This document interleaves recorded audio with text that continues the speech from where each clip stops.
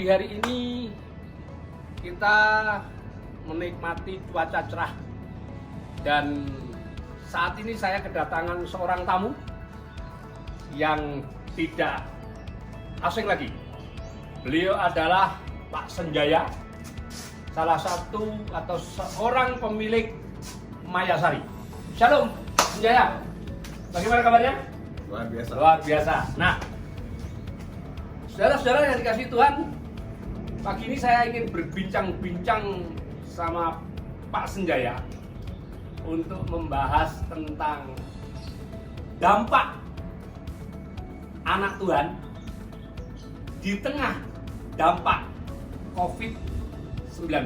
Saya percaya sekalipun anak-anak Tuhan di tengah dampak COVID, kita harus tetap berdampak. Setuju, Bos? Oke. Yang menarik begini, Pak Senjaya. Pak Senjaya kan selaku pengusaha, seorang pemilik Mayasari, pelaku ekonomi.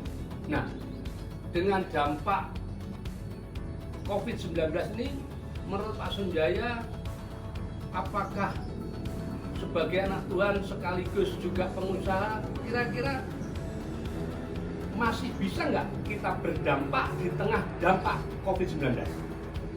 Ya, tentunya kita melihat bahwa semua pengusaha di seluruh dunia, baik pengusaha yang sangat besar maupun pengusaha menengah dan UMKM, bahkan pegawai dari harian sekalipun berdampak secara ekonomi. Tapi tidak menutup kemungkinan bahwa karena kita punya Tuhan atau Allah yang menciptakan langit dan bumi, Amin. kita masih bisa berdampak. Menurut saya, kita bisa melakukan hal yang baik, yang berguna untuk bangsa dan negara kita. Ya, saya setuju itu. Jadi itulah kehebatan anak Tuhan. Sekalipun di tengah badai, di tengah gelombang COVID-19, anak-anak Tuhan masih punya komitmen untuk bisa menjadi berkat buat orang lain yang membutuhkan. Saya kira itu Pak Senjaya. Nah, menurut Pak Senjaya kira-kira, walaupun Pak Senjaya sekarang diterpa dengan ekonomi mungkin ya income-nya berkurang, mungkin juga omset berkurang. Nah, sebagai anak Tuhan itu tentunya kan kita tidak boleh mengeluh dalam suasana apapun. Nah, Pak Senjaya selaku anak Tuhan punya iman, punya keyakinan bahwa Tuhan terus bekerja dalam segala perkara. Sebagai pengusaha, menurut Pak Senjaya menanggapi kondisi seperti ini seperti apa?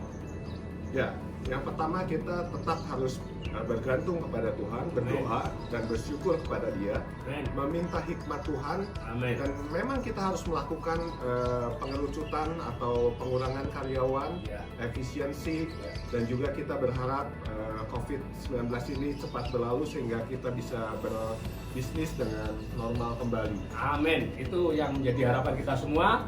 COVID ini segera berlalu, orang bisa aktivitas bekerja kembali, anak-anak bisa sekolah kembali, kita anak-anak Tuhan bisa bersekutu kembali ke rumah Tuhan untuk memuji memuliakan nama. Nah, kira-kira Pak Senjaya, apa yang akan dilakukan Pak Senjaya untuk melakukan suatu sifatnya gerakan aksi sosial atau sifatnya memberikan berkat buat orang yang membutuhkan? Kira-kira sebagai pengusaha Pak Senjaya, apa yang akan dilakukan? Saya melakukan hal yang sederhana. Saya membeli beberapa alat-alat peralatan seperti mika dan lain-lain untuk membuat pelindung dari wajah. Dan saya memberdayakan anak-anak karyawan yang ada di rumah untuk membuat itu, dan saya mendistribusikan kepada rumah sakit, puskesmas. Dan itu langkah yang hanya sedikit karena memang kita harus mentaati pemerintah, kita harus tetap diam di rumah, tapi kita juga bisa melakukan hal. Nah, yang saya ingin tanyakan kepada Bapak sekarang adalah, bagaimana dampak ini kan pasti akan berkelanjutan, mungkin sampai 2 bulan, mungkin dampaknya itu akan habis sampai 5-6 bulan.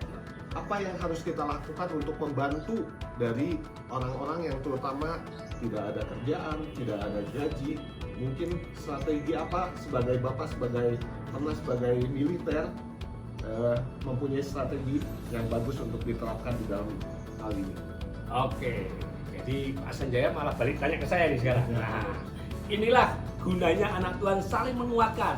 Pak Senjaya pengusaha, saya militer. Pak Sanjaya memiliki modal, saya memiliki strategi. Nah, menurut saya gini Pak Sanjaya, perbuatan atau tindakan anak Tuhan yang untuk dampak di tengah dampak ini memang cukup baik, saya apresiasi luar biasa.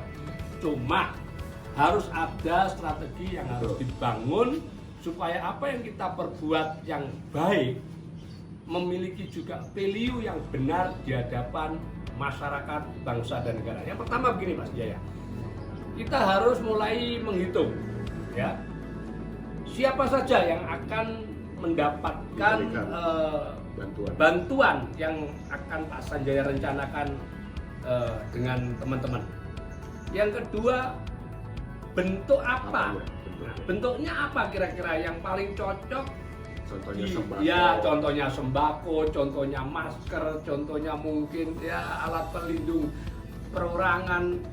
Itu tentunya kan harus yang tepat sasaran dengan kondisi situasi dampak COVID-19 ini. Nah, yang ketiga Pak Sanjaya, saya sarankan kapan waktunya kita akan berikan itu.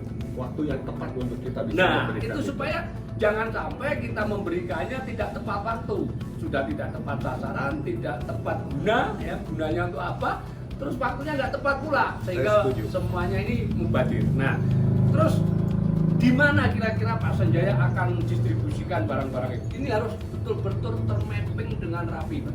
Betul. Menurut saya jangan sampai kita memberikan suatu berkat lah, boleh dikatakan seperti itu, tetapi tempatnya itu tidak menjadikan dia tidak membutuhkan itu sesungguhnya, sehingga malah justru membuat suasana nggak kondusif. Nah, ini juga harus di mapping di mana yang akan Pak Sanjaya lakukan. Nah, yang terakhir itu mesti mekanismenya seperti apa? Yang paling penting itu mekanismenya untuk kita mendistribusikan atau membagikan berkat untuk masyarakat yang membutuhkan itu mekanismenya seperti apa? Jangan sampai masyarakat ini membutuhkan karena mereka sangat butuh dan kita tidak mengatur mekanismenya sehingga terjadi berebut, terus nanti malah menjadi seperti yang pernah terjadi.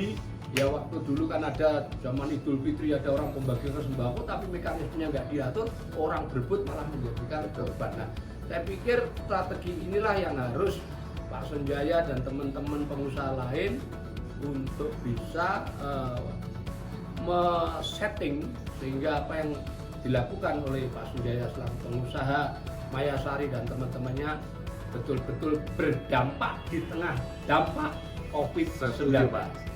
Mari kita lakukan yang terbaik dan kita melihat dan meminta hikmat Tuhan sehingga apa yang kita lakukan ini benar-benar sesuai dengan kehendak dan rencananya. Amin. Saya sebagai militer, Pak Sanjaya sebagai pengusaha saling menguatkan, dan saya Mayor Jenderal Mindarto, Pak Sanjaya, owner Mayasari. Sampai di sini perjumpaan kita.